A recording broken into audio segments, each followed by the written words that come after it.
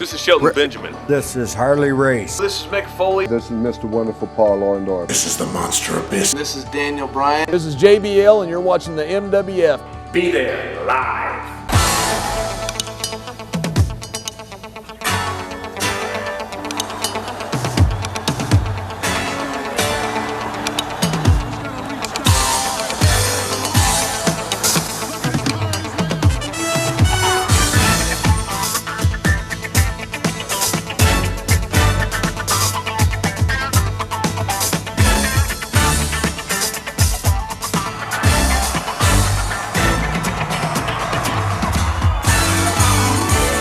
Wrestling fans from around the corner, around the world, welcome to a special installment of Wrestling Insiders. I hope you're well wherever you may be. I'm Dan Marotti, and look at who I have with me once again. To my far right, the one, the only, the manager of champions, even if it was only for a few days in Europe, Oscar of Men on a Mission. How are you, my friend? I'm all right. It's good to be right back. Good to be back. And to my immediate right, I think it's going to be a future very good friend like Oscar, the good doctor, Dr. David Reiss. How are you, my friend, fellow Cauliflower Alley Club member? It's great to have you here on the couch. Good to be here. Good to be in Boston. These gentlemen are working on something, fans, that it needs to, I can't even put into words how important of a program this is right now. If you saw the initial interview we had with Oscar that aired on Thanksgiving Eve, you know that these gentlemen are trying to do a whole world of good for people that really need it for a variety of ways. We're going to talk about that now. Oscar, you said the program has expanded since you were last here. Tell me a little bit more about it. Well, when we first talked about it, we were talking about the a support group for wrestlers and athletes alike. You know, just having a support group, and then, you know, conventions where fans could actually register and come and have panel discussions. And, you know, that's basically the jump start of what it is. Now we've expanded to areas of where we are going to have a specialized department where wives and girlfriends of these athletes can, you know, express their issues. We're getting into, where else are we going? It's just so much. We're getting into looking at job placement opportunities, you know, after the lights go out, you know, so that people can have alternatives, you know, right after, you know, their careers come to an end, you know, be it contracts up, you know, they part ways, you know, they retire or whatever it is. And when they have an alternative, that gives them mental stability, you know, afterwards. We're talking, you know, back to suicide prevention. Yeah. And then the other things, I mean, David, what else? Because last night we met with one of our partners, you know, the insurance company out in Boston, a really big one, and they were just throwing out a bunch of ideas about sponsorships, you know, like meeting with Gillette and a whole bunch of different, you know, sports-based sponsorships. But program-wise, David, what else are we looking at? Most of what's out there right now are these wellness programs which are focused on drug abuse. And that's necessary, and we will cover that to some extent, but that's not our focus. We're looking at everything from the young athlete who's coming up, just looking at the beginning of his or her career, what are the stresses they're facing, who's going to be protecting them, who's going to be trying to take advantage of them. The person who's mid-career, maybe dealing with minor injuries, maybe dealing with major injuries, and the person who's at the end of their career or after the career. My area, I've been involved in all of that through workers' comp issues and through head injury issues, but also in terms of depression, PTSD, and just all the stresses of being in the limelight and all the stresses of being in an industry where you never know what tomorrow's going to bring. Absolutely. Now, this isn't something that's just going to encompass professional wrestling, am I correct? This is going to be all sports and entertainment, basically, people in the public eye. Unbelievable. Now, how did you two come together for this project? We came together. He actually is a friend of mine, Evan Ginsberg, introduced me. He was a guest on my show. Okay. And as we were talking and realized that we were on the same page and had the same vision, we expanded in conversation, and in no time at all became partners right away. That's great. Now, Oscar, you left WWE in 1995. It's been quite a while. Why the passion for this now, all of a sudden, in 2014, now that you guys have teamed up together? Well, the passion basically is, like I said, you know, I was away from the wrestling scene for quite a lot of years, but then when I got involved back in it, and, you know, picked it up, you know, I saw a bunch of the problems that I did not know existed when I took my absence or hiatus from the sports and entertainment industry. But when I got back in it, I was very dismayed about it. Wow, I mean, this, you know, it's a thing where I wasn't paying attention, and that's my fault. But when I started, you know, looking back on Google and online about my own career, and then seeing a lot of the people that I work with that I had lost contact with and I couldn't reconnect with because they committed suicide. Right. You know, they're no longer with us. And as time went on and I got way back in it, and then seeing how the suicide rate was still climbing among the wrestling industry, and then looking at, you know, Junior Seau of the NFL and other people going across the board, I'm like, you know, why is that? There's a real problem here, a problem that's not being addressed. So it's a thing to where, you know, somebody has got to do the legwork, step out there, care about this issue, and do something about it.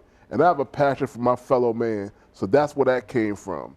And with Dr. Reiss, with his clinical background and him being a psychiatrist for many years and dealing with a lot of hot button issues that are even in the media today, he was the right guy to partner with. Well, Doctor, professional wrestling, it is a difficult sport to break into, and then in more ways it's even more difficult once you actually get to the level everyone dreams of when they're a little kid watching the wrestling on their TV. How do you see this organization you and Oscar are going to put together as a way to help these folks? Because to me, I think the afterlife maybe is the most important part of it, because through the Cauliflower Alley Club, we attend the reunions out in Vegas, and every year there are more of our brothers that aren't with us the next year, and it's very sad to see. What do you think, Doctor? Yeah, you know, you see the tragedies that happen and the ones that make the newspapers. What you don't see is the ones that don't make the newspapers. Like, I was evaluating someone yesterday, had nothing to do with sports. Turned out that this person who was in his 40s, his problems dated back to when he was playing football in high school. Wow. And he had multiple concussions. So I see this out there. And I've been more and more involved with the athletic community. One is education. One is making people aware and taking away the stigma. When I first went to Cauliflower and I started talking about this, I thought I'd be thrown out on my butt. But I had one person after another coming up, telling me their personal stories, telling me what they were dealing with, and we're all human. And so it's a matter of education, where you need to get someone to treatment, fine, but a lot of it is education and peer-to-peer support, not being afraid to talk to the next person. And most sports, you know, you don't want to talk to your promoter or your coach. Sure. You don't want to see them to see you as weak. We've got to change that mentality. Now, is this something that's going to be available to folks in WWE, do you think, once it starts to have the wheels spin a little bit? Exactly where WWE is going to fall in, I don't know, but we're not turning anybody away. We're not turning anyone away based on association or based on finance. It's interesting that you asked that question, because as the information gets out and it's being more and more public, we have other entities coming to us that are saying, okay, when you guys get this up and running, and hopefully soon, we basically want to be first in line. I can't really talk about the names Sure, of no, these, absolutely, right. but I've had everything from colleges to pro athletes to retired athletes organizations. After years of pushing it under the rug, and frankly, it's now because there's more litigation involved, it's coming into the open and it's getting some traction.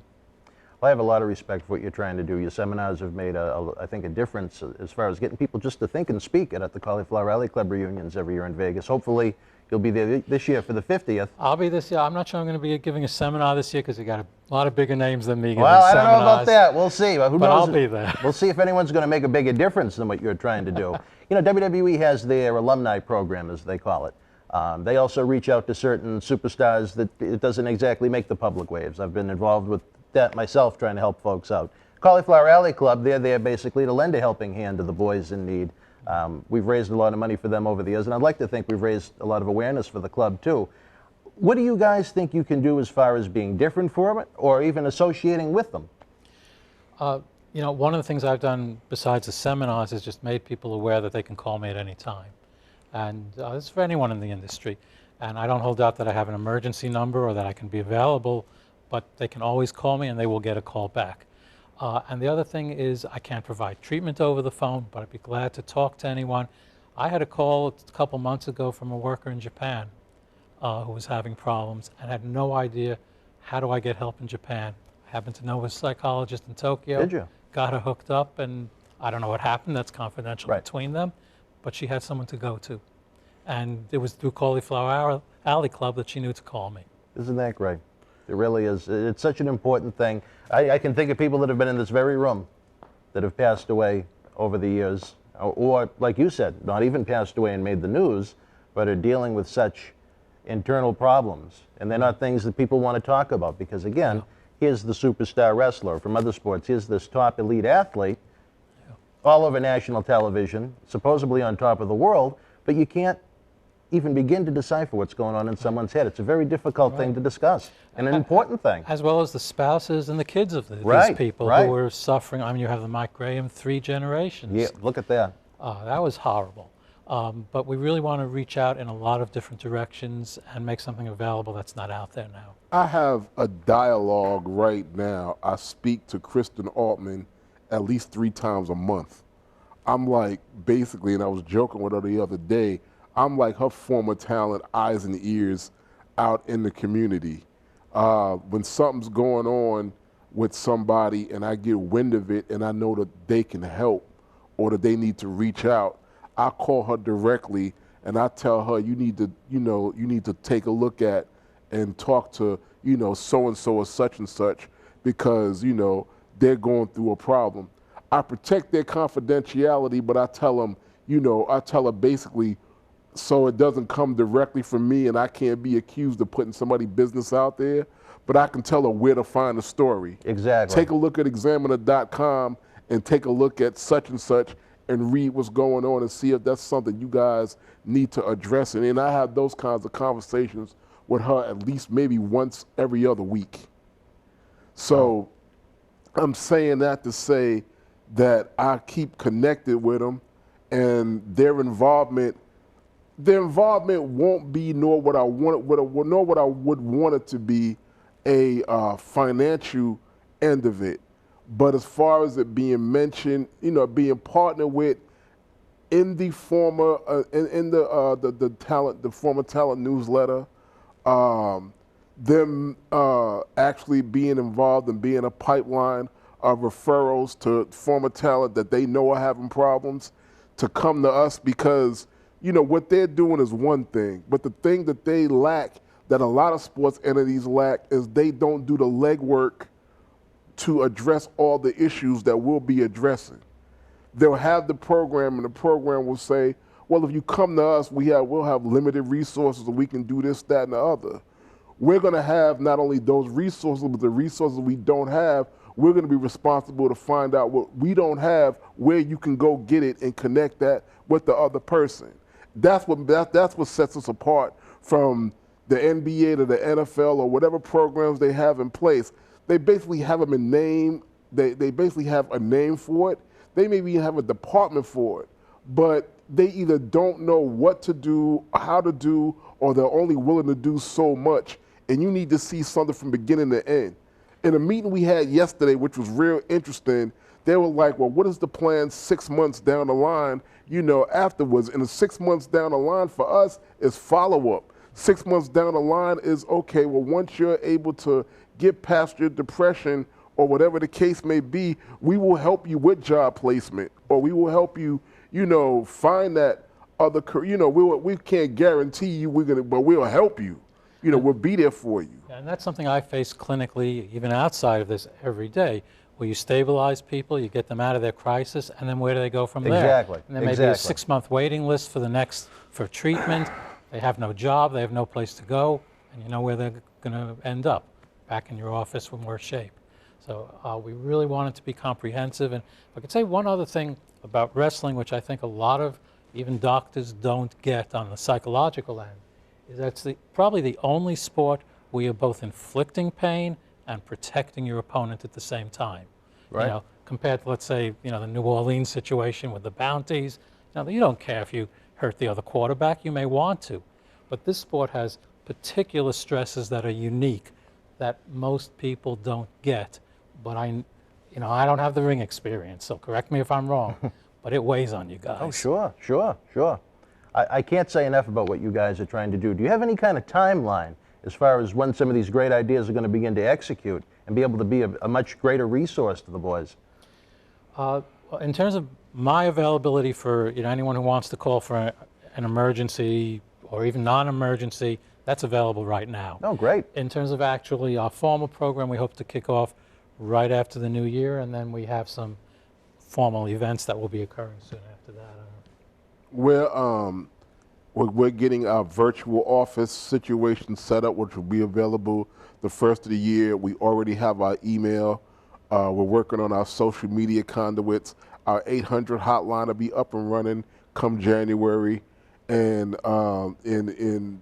just a lot of the startup of the platforms that we need are pretty much going to be in place within the month. The big picture, as far as a lot of the stuff that we have to do, we are in the middle right now of vetting sponsors to actually give us the startup that we need financially, and this, that, and the other. Now, we are looking at March 10th as having our kickoff party in the Boston area. Oh, we're fantastic. We're going to have a big kickoff. We're not calling it a fundraiser. We're calling it a kickoff because we're going to have about a couple of hundred people in a fundraiser type setting with a dinner and a cocktail hour, and we'll speak about it, and then there we'll network with some more potential sponsors. The people that are working with us, we can all get together. That way everybody can pretty much understand exactly what's going on, what we're doing, be on the same page, and just a night of camaraderie where we can get together, and that's when we'll officially call one at equilibrium a business.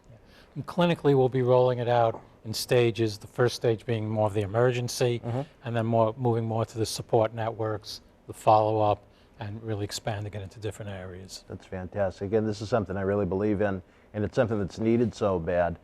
What do you think is the biggest concern at this point right now?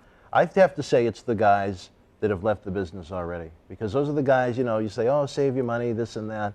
You really don't know what it's like to walk in their shoes until you've actually laced up the boots. So many of the, like we said, you could see their action figure on a shelf one week, and they could be working at the toy store the next week if they lost their job for whatever reason with WWE. How much is this swept under the rug, would you say? Because I think there's a lot more to it than anyone really understands, and that's why I'm so passionate about it myself.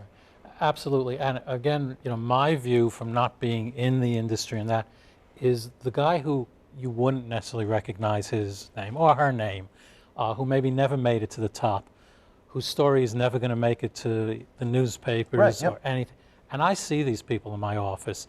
They may have been college athletes who were sure they were going to make it to the pros, never made it past the practice squad. They may have been people who made it to the pros but never made it past the first tier. Or they may be people who are making it who are now dealing with a potentially career-ending injury or just a very painful injury, and then get involved, whether it be prescribed drugs, not prescribed drugs, or just depression, and suddenly their career is in jeopardy. But those whose careers have ended or those who fear their careers are about to end are the ones at most risk. They're human beings at the end of the day. Absolutely. They're human beings. And everyone's got their own story. And these are stories that in some cases need to be told publicly, in some cases they need to be told privately, because there's a lot of our camaraderie with the Cauliflower Alley Club. It is a brotherhood. That's the way this genre came to be. They need the help, and I think this is the way they're going to be getting it. And anything we can do here to try and help get the word out to fans, like I said, around the corner, around the world, wherever they may be watching, whether it's on television or on our online platforms. It's a great thing. You and I think we've met maybe at one of the Cauliflower because you're a very familiar face. I knew the name for sure. And then Oscar has become a fast friend very quickly. Where do you see this eventually going to? What are your ultimate goals? Well, we were talking about that earlier. What's going to wind up happening? What's going to wind up happening is we're going to, and this is not even cautious, cautious optimism or optimism. The response that we're getting of people who need the program, be it horse racing, BMX bicycling, college I'm not going to mention the name, but we're going to have a meeting next year, early next year, with one of the big collegiate entities, one of the big schools, I think it's a Big Ten school. Yeah, and I actually have a background in horse racing. That's how I put you? myself through school, gambling, but also working on, owning horses. And we have people in the racetrack industry who are interested, bike races, and really expanding this, and even into the entertainment community, because people are facing the same pressures, maybe not physically to the Right, same but extent, mentally, yep. but emotionally. Now, You see all the imagine- train wrecks, and we want to avoid those. Imagine the athletic director of that program, they become a client. In 3 months' time, you're successful with that particular athletic director. That athletic director is going to tell every other athletic director in the union. So it's a thing where we know we're going to have more business than we can handle. So we had just brought up the fact that we are going to, where we ask where it's going, we are going to have to franchise this business eventually. Because even now, we're seeing where it's going to be more work than 2 people can handle. Absolutely, absolutely. And this is the time, and I've been a member of the Sports Lawyers Association for a number of years. I'm not a lawyer, never wanted to be a lawyer, but because I do work, med legal work that involves athletes, I've been a member. And for the last number of years, it's been, we're so afraid of litigation that no one's going to say anything. Everything is sort of kept to a minimum. That's breaking open now. It's getting traction. And once it starts getting traction, everyone's going to realize, you know, this team's doing better because they're doing this. And if someone's doing better, you know, the next team is going to be looking for how they're doing better. Wouldn't it be nice in 10, 20 years or whatnot if you see an athletic community, no matter what sport it may be, open and not feeling pressure or to worry about being looked down upon for trying to talk about what it is that's going on that can not only enhance what they do on the playing field, in the ring, whatever it may be, but also in their day-to-day life when they're home with their family and friends and so on and so forth. Absolutely. I mean, I had one of the executives of the NCAA talk to me a few months ago, and he said, you know, every one of our teams needs it. Every one of our teams knows they need it, but until you get a couple who make it open that they're doing it, everyone's going to keep their head in the sand. And once it's out there, everyone's going to jump on board because it's needed. And again, as you say, for the players, for the coaches, for the families, we see too many tragedies. And not every tragedy is preventable. I'm not going to I'm not going to say it is. You can't. But a lot of them are. Well, it's like I told you in the last interview, you can't prevent tragedy from happening. But what you can do is make a resource or an entity available where if they needed somebody to talk to or they needed somebody to call, it would be available. They don't have that. And what we'll be doing is that will be on different levels, from peer-to-peer support to professional support if necessary. And to have some groups which are basically peer-to-peer but with some professional oversight, so that if there's someone who's really in trouble, they're identified and someone knows what to do. But a lot of it will be peer-to-peer, because there's no better support than that. And you know, a lot of young athletes aren't going to want to listen to some white-haired shrink talk. They want to hear someone who's been there, who's done it, or who's doing it now. Great. Do you have a name for this group as of yet? One at Equilibrium. One ONE at Equilibrium. Oh, great. I like that. I like that a lot. And as a spokesperson, as a spokesman and a spokesperson, we got a verbal confirmation we're going to have support by one of the biggest names in the business. Bret the Hitman Hart spoke to me the other day and told me anything he needed, anything we needed, anything place he needs to be, or wherever, just let him know, and he's definitely on board. So And there is really someone excited that about that. Suffered a stroke, multiple concussions. His career ended very prematurely. What a better face to put on it, at least for the professional wrestling community. Yeah, I mean. I've had people from not different sports, but even within the wrestling community, every ethnicity, every type of medical problem, from strokes to head injury to Hep C to just depression, and it's needed. I don't know if you're familiar with my good longtime friend, the Iron Sheik, but you talk about someone, and I mean, I'm not saying anything that hasn't been out there. I mean, the four documentaries we've done in here. I don't know if you're familiar with the Howard Stern video when he threatened to humble Brian Blair, but that masterpiece was actually recorded in this studio, my God, 10 years ago last week. The poor guy has a purple foot. It looks like his ankle is coming into his heel. It's so lopsided. A man that was a national hero in Iran, the bodyguard of the Shah. you know, I can't even begin to imagine the trauma that he went through over in Iran with the murder that took place of his cousin and him having to see the body of it afterwards. Then coming to America as this great athlete, wanting to coach, wanting to contribute. And then after he paid his dues and broke in, hit the road with the boys, and the boys will be the boys. And as he liked to say, from the A to the Z, every form of quote-unquote medicine, the man ingested into himself. I don't even know how he's alive at 72 years old. But there is someone that if there were resources for him, imagine the difference that it could make, because he has such a great memory about things. You know, part of the craziness I think he enhances when he's out there, but that's just what makes him the Sheik. But he's a human being, and he's walking around with his foot, with his ankle coming out of his foot. And that's just wrong. There needs to be something for these guys. Yeah. I don't have to tell you what it's like at Cauliflower when you see some of these icons and you see the suffering they're going through. And you know, I don't know their personal stories, but it looks like they probably don't have insurance, they don't have the care they need, and it's really sad. I mean, insurance is another huge problem. I mean, Oscar, you face that. You guys are responsible for your own health care because you're independent contractors when you're in WWE or any mainstream professional wrestling group. Yeah, I mean, anything that happens, yeah, you have to pay for. I mean, you have to pay for your own rental cars, your own hotel, yeah, your own health care, and health care in America is a bastard. I mean, and don't even mention the mental health system. Yeah, I mean, so. I don't know if you're aware that there was just a lawsuit that I think past month where a college athlete sued the school for not giving him follow-up after he left the football team. He never made it to the pros, and he lost. Basically, the school had no responsibility once he lost his student status. And all the injuries he suffered on the field, making how much money for the school? Exactly. Nothing. College athletes aren't paid 10 cents. And you don't see them anywhere in the news. But again, I hate repeating myself, you don't know how many people I see clinically that when I now know to take that history, I find out they were college athletes or they were semi-pro athletes. It's amazing. I mean, you have, I'm sorry, you have Kamala and then you have Mo, and they have a very similar situation.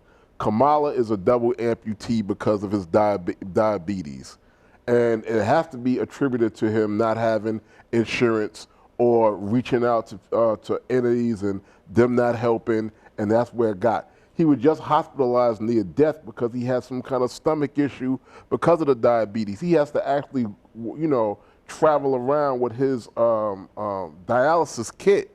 You know, Mo is in desperate need of a kidney transplant, and he goes to dialysis 2-3 times a week.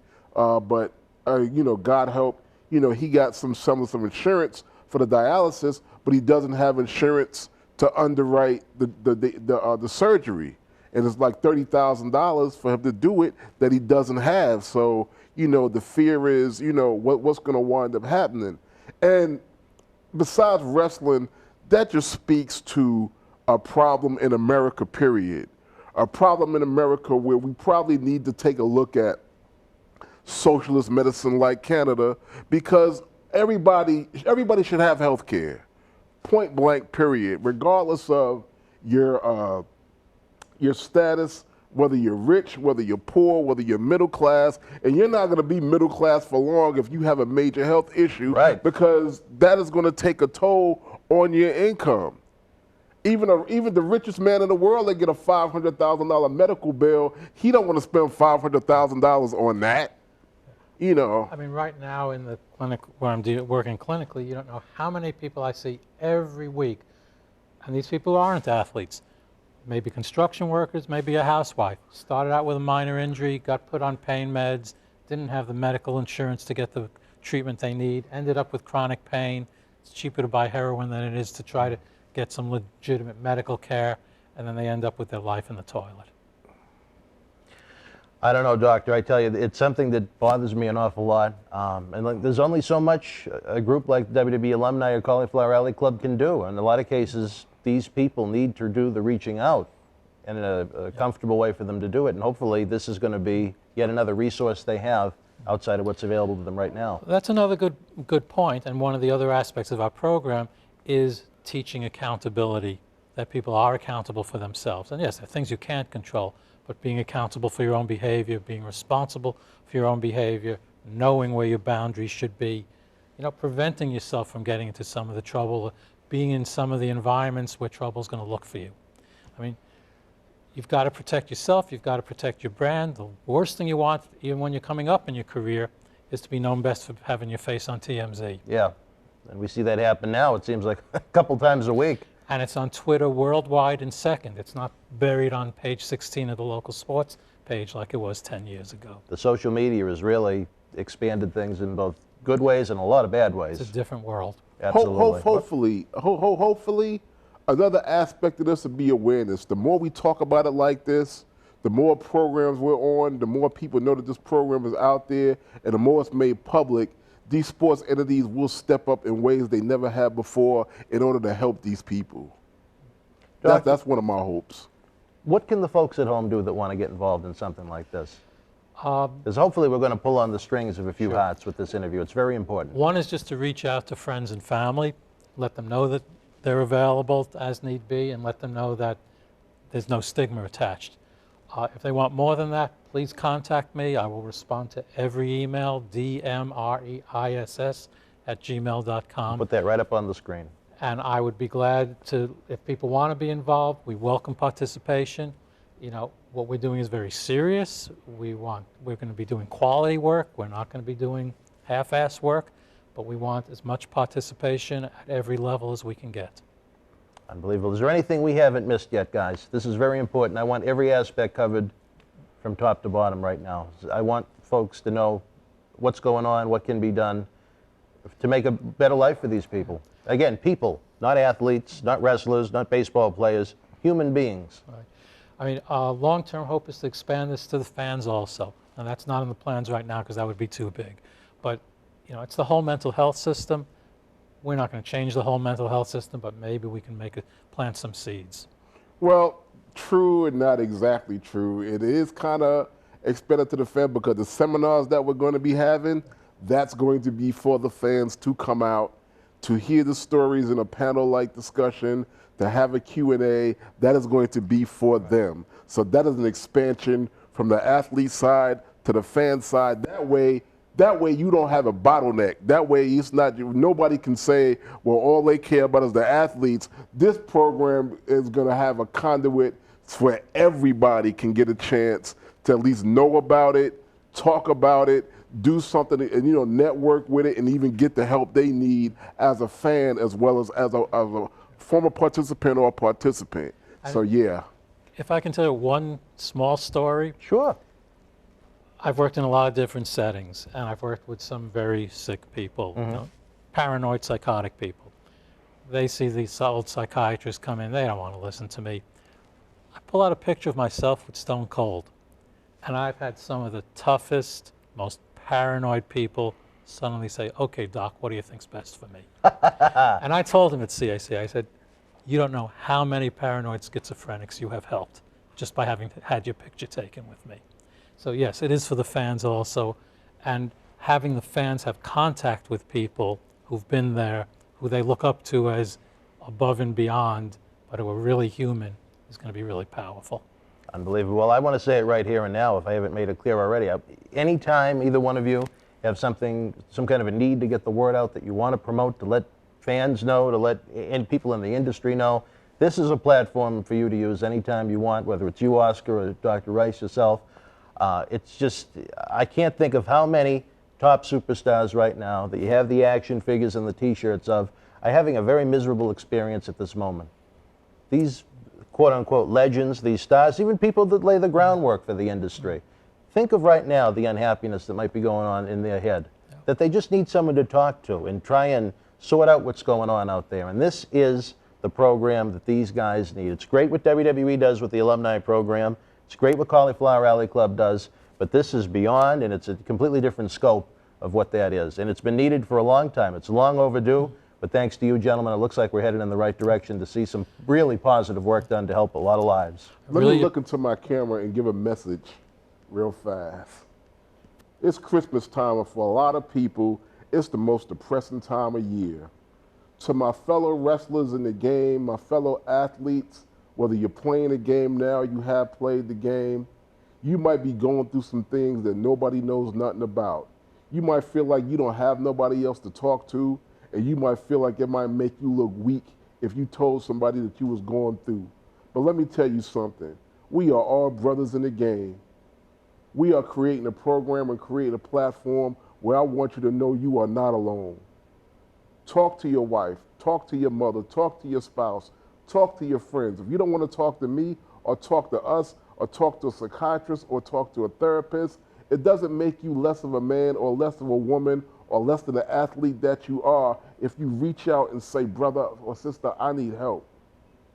We are losing too many of you guys out there, and it hurts my heart.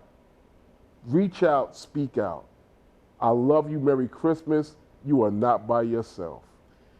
I can just add to that again. I can't pretend that I could do treatment over the phone or that take everybody on as a patient. That's not what I'm there for. Right.